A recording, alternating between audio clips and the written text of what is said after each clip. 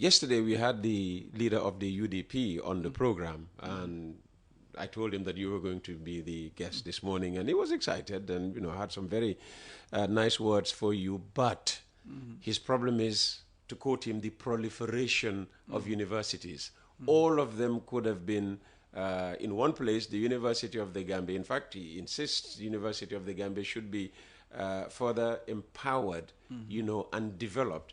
And then all these different universities for public administration, for science and technology and what, be schools, within the UTG setup.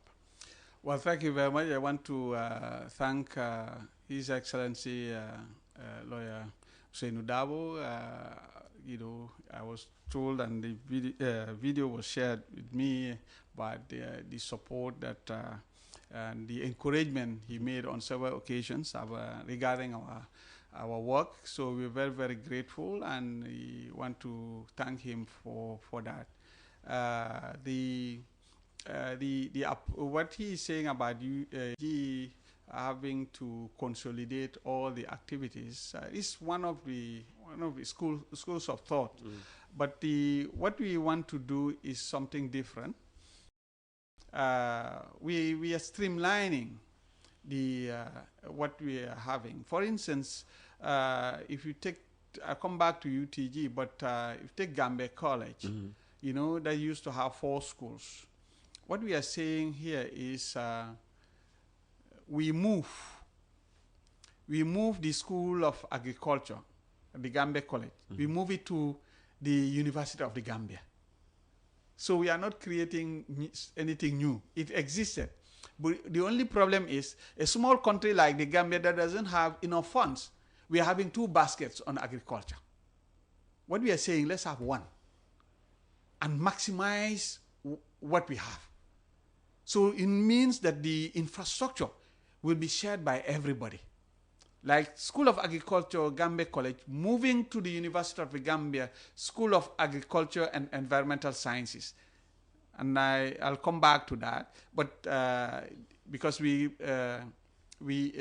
have now a new building that will be inaugurated very soon. And we're going to have, for the first time in the history of the University of Gambia, 14 laboratories of that school, from 0 to 14. So once we have that, it's not been proper for the UTV to be the only one having it. So the School of Agriculture moving there, now they will join and then run. So UTG to run diploma and also degree programs, not like what is happening, just the degree. Then the other one also moving the Gambia College School of Nursing and School of Public Health into the University of the Gambia, School of Medicine and Allied Health Sciences. In December 27, God willing, when we would have gone to inaugurate the Lot 2 of the University of the Gambia, that consists of the Faculty of Law, and they will have their court, whatever room there, and so on. Then, and the Faculty of the School of Agriculture and Environmental Sciences, and the Chancery Building, 7 stories. That same day, His Excellency President Adam Barrow will lay the foundation stone of the state-of-the-art School of Medicine and Allied Health Sciences. So that's going to cost over $37 million. And it will have a building for a school for medicine, School of Medicine. It will have a building, another building, story building for School of Nursing, another story building for School of Public Health, another building for the School of Pharmacy, another building for the School of Biomedical Sciences, and also a building for a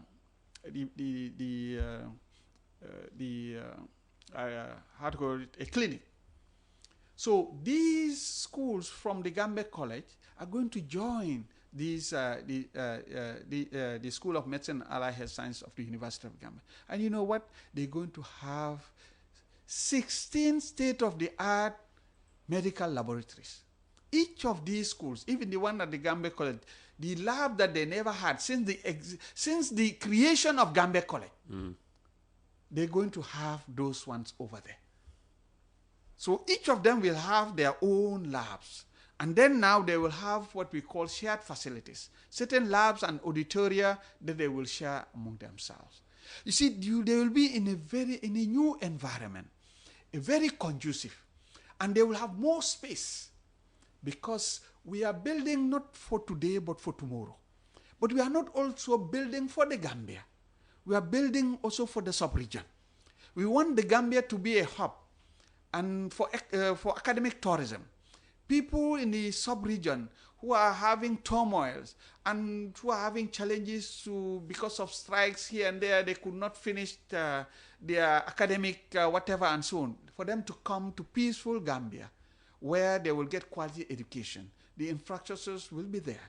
And then we will help, like in Western world, where, you know, in UK and other places, the international students pay more than three times what the nationals are paying. Yes. Here, I'm not saying that our brothers and sisters from ECOWAS are going to pay 3 times what the Gambians are paying. I'm not advocating for that, but at least they pay more than the Gambians. So that difference that they will be paying, use that to train the Gambians.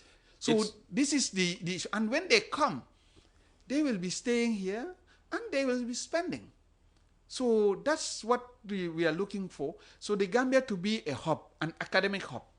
And that's the investment that we are doing. Yeah. And this will help. And by the way, you must have seen also, with the advent of USET, 16th of June, His Excellency President Adama Barrow inaugurated the USET campus, University of Applied Science, Engineering and Technology. That helped us for the first time in the history of the Gambia now to have homegrown engineers in mechanical engineering, civil engineering, and electronic engineering for the first time after 60 years of independence. No, all that is good, Prof. Yes. Lawyer Dabo's argument is, rather than have all these different, standalone institutions, when they could all be grouped together, given the challenges of funding that we face, USET could have been School of Allied Science, Engineering and Technology. MDI, which is now University for Public Administration or Management? Civil Service. Civil Service.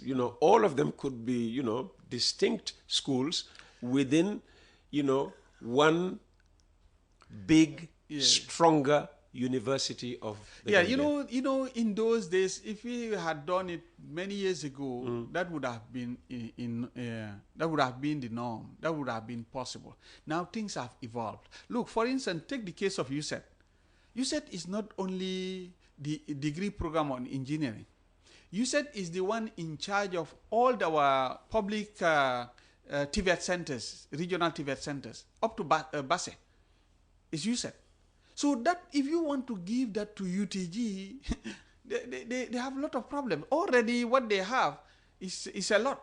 So if you want to bring other issues and we are expanding. You're saying that would be too much for one chancellor? That would be too much. Remember, or vice chancellor? Yes.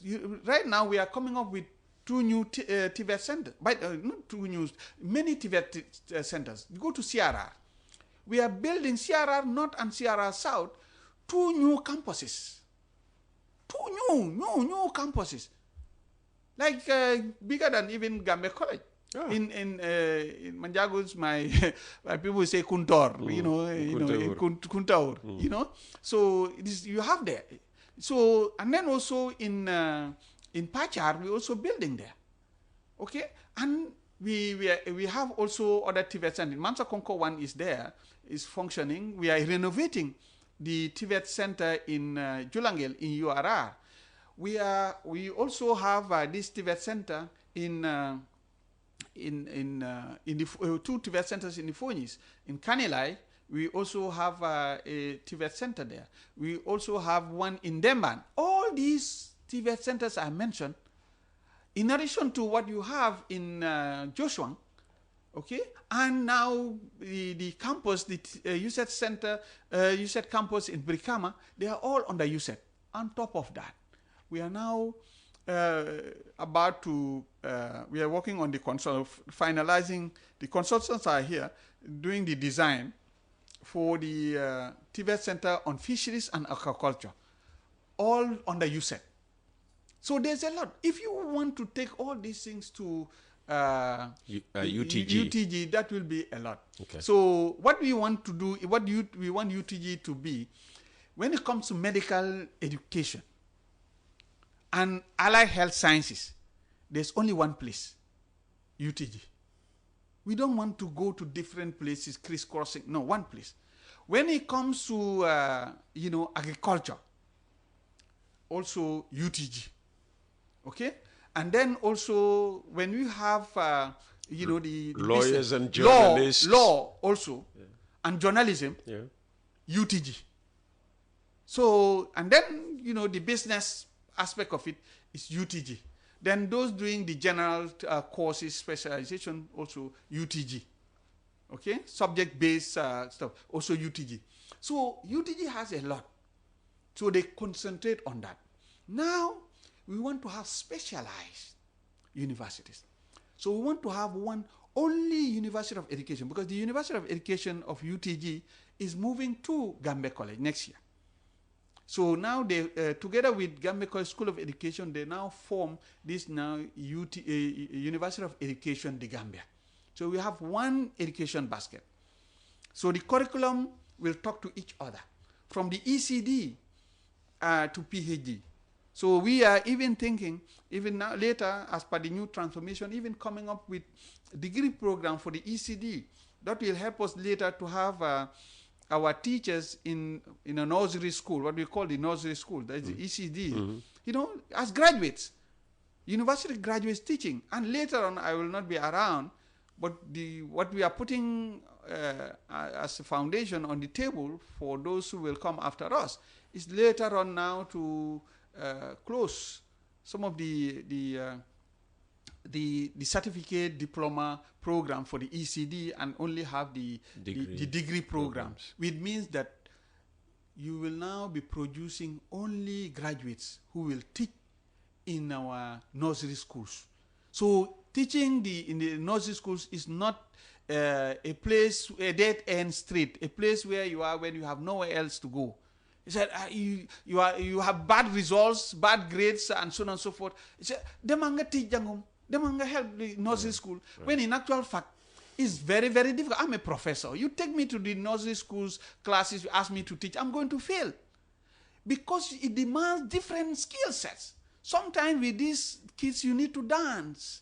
You need to sing. You can sing.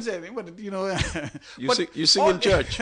But all these things, dancing, singing is just a strategy, because they have to learn something. Why they are dancing, why they are singing, why they are doing all these things. So we have skill sets. So these are the teacher in the ECD will need to have.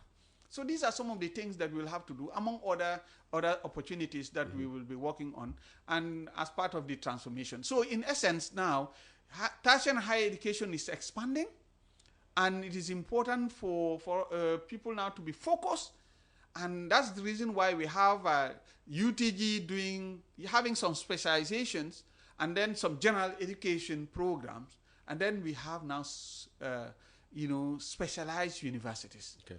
Yes, that's the objective. We have a contribution here from a student you are sponsoring. By you, I mean the Higher Education Minister. Good morning, Uncle Peter, and greetings to Professor. I'm a Gambian currently pursuing my bachelor's degree abroad through a scholarship from the Ministry of Higher Education. Part of this scholarship includes a monthly stipend meant to support us while studying outside the country. However, we international students have been facing serious challenges in receiving our stipends on time. The payments are supposed to come every 6 months, which is understandable and is very good. But most of the time, we only receive them after 9 months or even longer. Some students haven't received theirs for an entire year. We are living far from home and we depend completely on this stipend to survive, to pay for rent, food, transportation, and even to send a little support to our families back home. Because of these long delays, many of us are really suffering. Some students have been kicked out of their dorms and apartments for not paying rent on time. Others are forced to borrow money just to eat or attend classes. It's heartbreaking. We've complained many times, but up to now, nothing seems to change. So please, please, Uncle Peter, help us ask the minister to look into this matter seriously. We're not asking for anything extra, just to receive our stipends on time. We love our country, we're studying hard to come back home and serve, but it's becoming very difficult to focus on our studies when we are constantly worried about survival. Please let the ministry prioritize us, because we are not living in our country and the cost of living abroad is really high. Thank you so much, Uncle Peter, for giving me the chance to read my message. And thank you to the minister for listening. We are only asking for timely payment so that we can continue our studies in peace and dignity. Yeah, thank you very much. Let me, how to call it, give the facts here. First,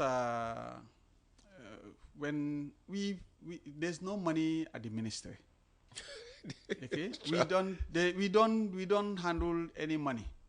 Okay, the money comes from the Ministry of Finance, and once it is given to us, we are now given the opportunity to go to Treasury. So they will, that's the Accountant General, they do the payment to the respective students. So we don't handle money at the ministry. That's how government works. So that's the first, so that people will not think that MOHAS has money there kept and so on and so forth and not distributing. MOHAS doesn't deal with money. We just deal with paper. And we make requests and it is given to us from finance that is approved, asking us now touch base with Accountant General. We now write, put everything in the system, and then Accountant General will now pay. That's one. That's the procedure. So this other one also is, as I'm talking to you, most of the students that are under MOHAS scholarship outside the Gambia have received payment. There's no student who is not paid for 1 year or whatever and so on. No. Because I took my time to ask the team, before you do the payment, get me the list, all the people. Get me the list. And now, based on what finance has given you, what is the formula that you are giving to know how many months you can pay all these people before you can now start paying? And I need to get that. And that's what they did. And based on that list and so on, and they said we will be able to pay, like this time around, 5 months ahead. So up to November. So they pay them up to November. Okay?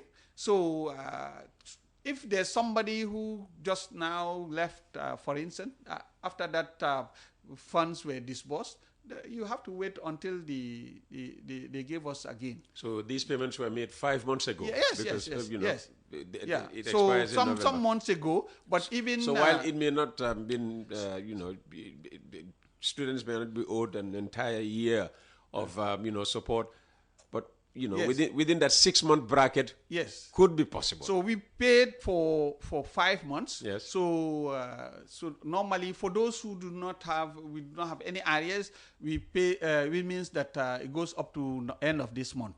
We paid up to end of this month. We don't owe them 5 months. I was the one who asked for it. 1 year you were dismissing, but up between 3 to 6 months. Is a possibility. Yes, it's a possibility for those that you might have just closed the window. Yes, when they moved in now. Exactly. So that's one. The other thing also, which I have to clarify, we've been having situations where people will go outside, wherever they find themselves, in Europe or in Africa, Asia, and so on. They now write to this ministry to say that they are studying and so on. They need to be paid. We will not pay. Oh. We will not. I make it very clear. We will not pay because we don't have the money. We will not pay because we never interview you. We will not pay because we never gave you an award. We will not pay. Okay. We will pay if you were UTG. Oh, sorry. MOHAS approved. Yes, okay. MOHAS approved, and then you were given an award letter indicating that you see, we have to stop all these things. I saw a situation where they used to be giving us a list of over 90 or 100 and so on. And some of them, what they do is they go to our embassies and ask them and then for them to write, Sonafini, Dimbalelen, and so on and so forth. Do we have the money? We cannot be subjected to that. So we will not use that type of approach. Let's put it in plain language that everybody can understand. So Peter Gomez leaves the Gambia, serves no notice to the Ministry of Higher Education, gets into Guinea-Bissau, enrolls in a Guinea-Bissau university, and now expects the government of the Gambia to pay, his tuition and everything. So he writes back to the ministry to say, I've just arrived in Guinea-Bissau, I've enrolled in such and such a university. You're saying no. We will not pay. You must go through the process, be identified. Maybe you are interviewed and later selected and you are given an award letter. Then now we will owe you. Okay. But you just go and then also and I want them they make life difficult for our embassy staff also.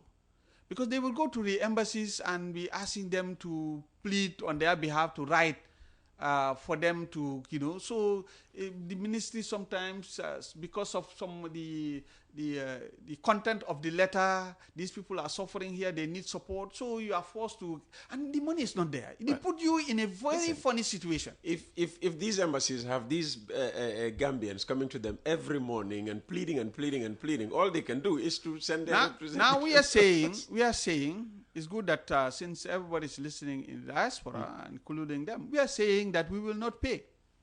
Okay. And if you are able to go to all these countries, you can pay yourself. But don't go there and later ask the ministry to pay. Because before we pay, it must have been budgeted. So we cannot give you what we don't have. Okay. Already we said we suppose this year $208 million. And we are not talking about next year.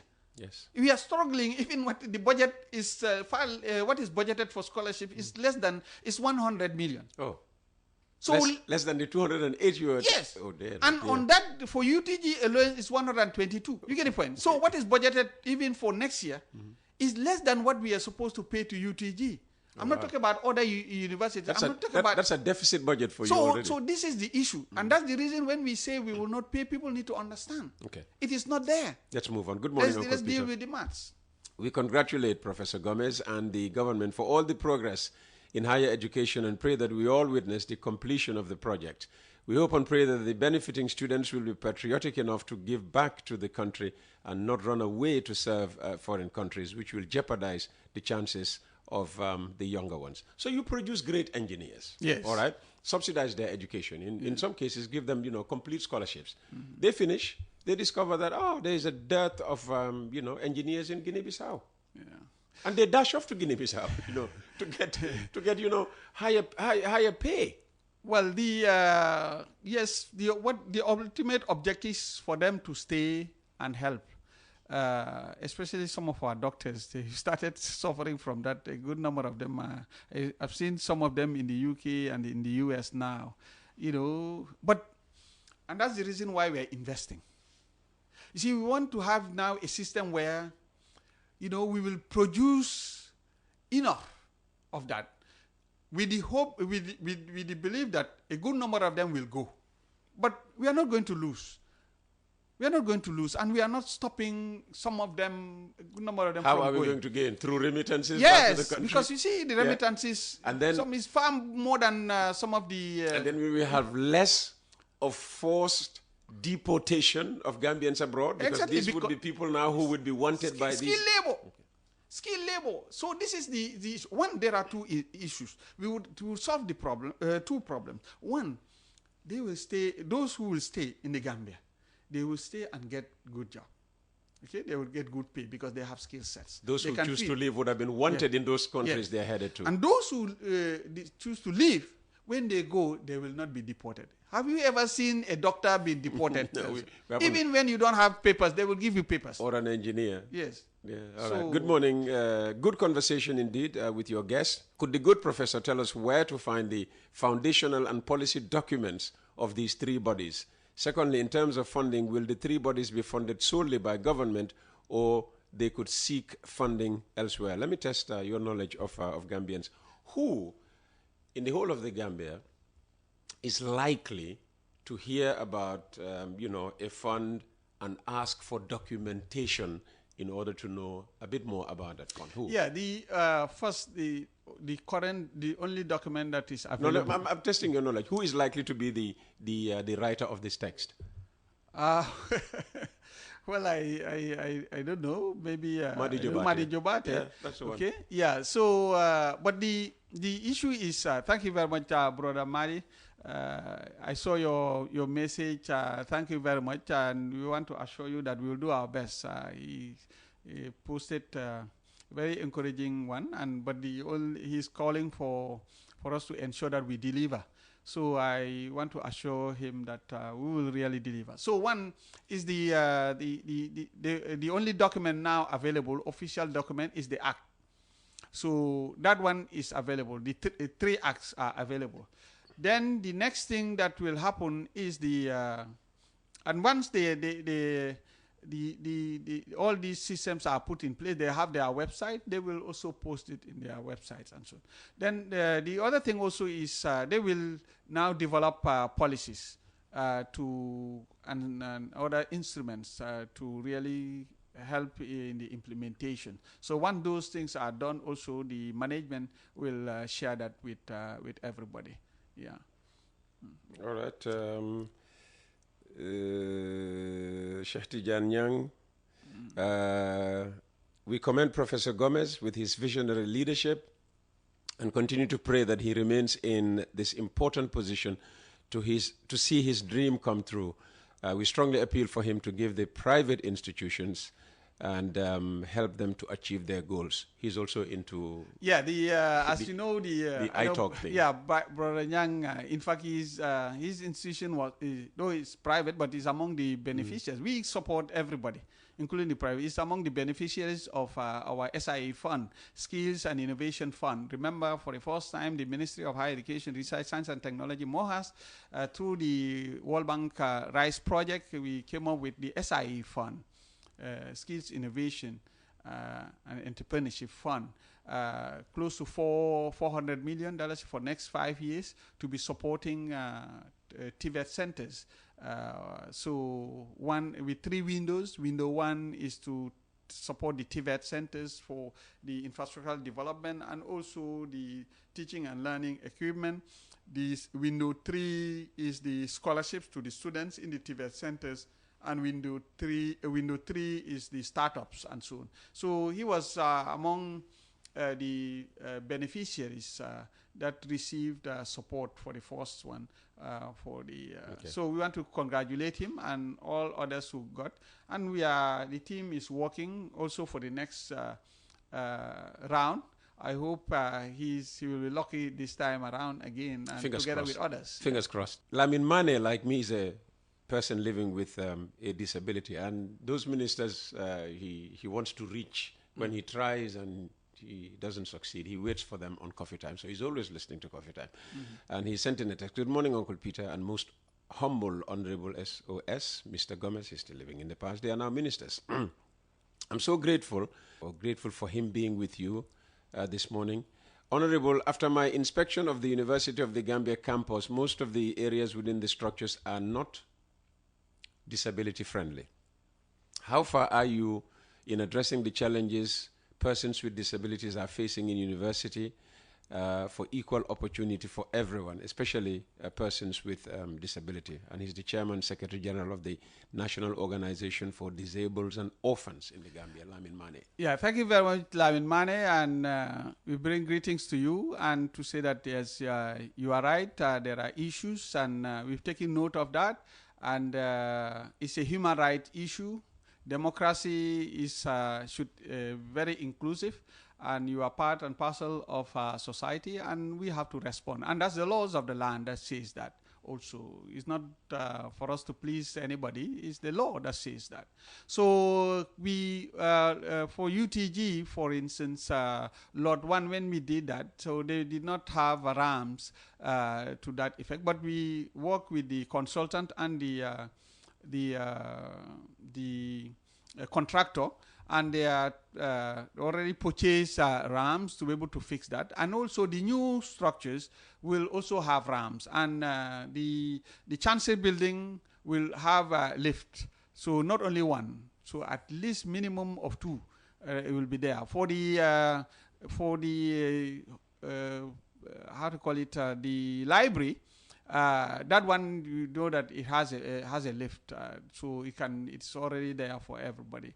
And for the USET in Brikama, you know, they have already a ramp built as part of the requirement of the World Bank. So we are very, very conscious of that. So you said Brikama is disability friendly. Yes, yeah, and that the Faraba also, we are doing that. And in fact, they have toilets also, specific. For USET, in fact, work went up to finish, and then that aspect for the toilet were not really handled for those using wheelchairs. Yes. We had to now change for each level. You need bigger doors and wider space. Yeah, exactly. It's hard to do that. Yeah. Also for UTG, that's the in Faraba, that's what is happening now. It's all done. It's taken care of. We are part of society, you know, yes, so we should be factored into it is a human rights every development. And everybody can be in that situation.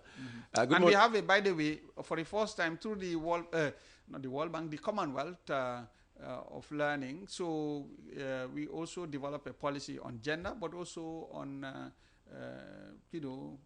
special needs. So that will help to really handle that. So that's the part of the policy of the ministry now. Okay, I'll make this the penultimate one before getting to the last one. Good morning, Uncle Peter. Extend my warmest greetings and birthday wishes to Honorable Professor Gomez. If we have many of his likes in the Gambia, particularly in the public sector, I can only imagine the efficiency gain in the public sector. Thank you for the inspiration, for recognizing talent as evidenced by the recent appointments, you know, the ones we talked about, the Dr. Ndur Tambedus, the Professor Sala and Dr. Sambaba. You are nurturing the next generation of leaders. And unbeknownst to me, I'm talking to you on your birthday. And Shirif Bojang of the Standard newspaper was the one that said, for your information, today is Professor Gomez's birthday. Unfortunately, I don't have a voice to sing a happy birthday song to him. So I'll just say happy birthday. And thank you for choosing to start your day with us here. Thank you. But as you can see, people are appreciative of your efforts. Thank you. And they are praying for you. Hopefully the National Assembly will see reason to give you more money and not just see the reason, but actually give you more money for your projects, irrespective of what is coming from China, from Germany, from Turkey, from where else? Well, from different partners, MRC Holland Foundation and Brighter Future. Because MRC Holland is also helping. They seem to be everybody's friend. Maybe they should come and help us, build a new studio for us here. MRC Holland, if you're watching, forget about what you are seeing. We can do better than this, but we need your support. Thank you. Prof, thank you so very much for coming. Well, thank you very much. Happy birthday once again. Thank you. Thank you. Marie well, you have two Maries.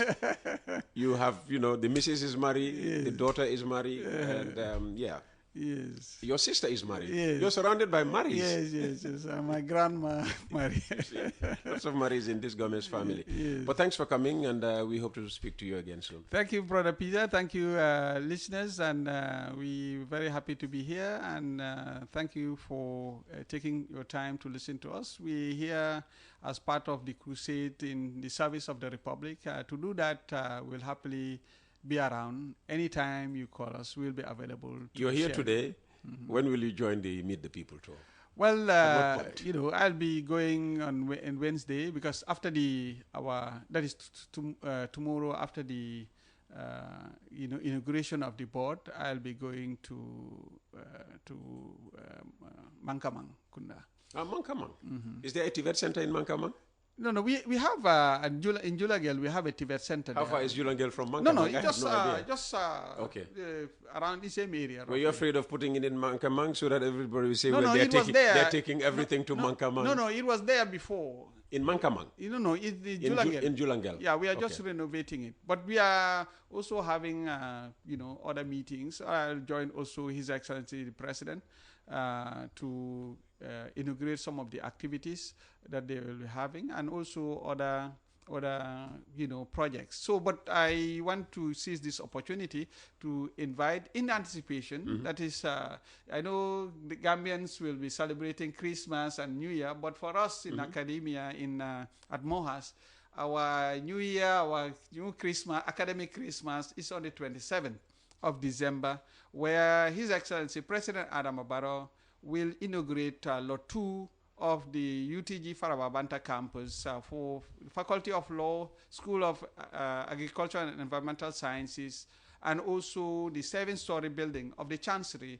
building of the University of the Gambia. That same day, he will lay the foundation stone of the $37 million project of the School of Medicine and Allied Health Sciences, with its 16 state-of-the-art medical laboratories. That's what we will do. Whilst when we finish that, we wait for new orders and roll out maybe another stream, another activity to support tertiary and higher education in the Gambia. Fantastic. Make sure you don't cut the cake behind backs. All right. Have a good day. Thanks for watching. Jar Oil. The company have filling stations across the country, and our rates are relatively cheaper than anyone else across the country.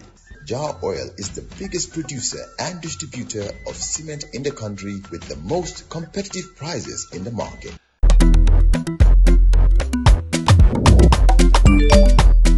Excellent jam, Suwaid. Yo, apply. Yo, luta do dede. Luta mo nilo jel mo to nga andil mahalis. Hello? Bisul mo fine. What? Bisul mo fine.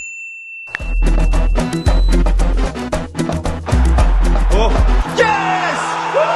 Wave Axina Gambia. Deposit and withdraw money, pay bills, and buy mobile credit without fees. Transfer money wherever in the country for only 1% fee. At Wave. Bisul mo fine? Wave. Your money is yours.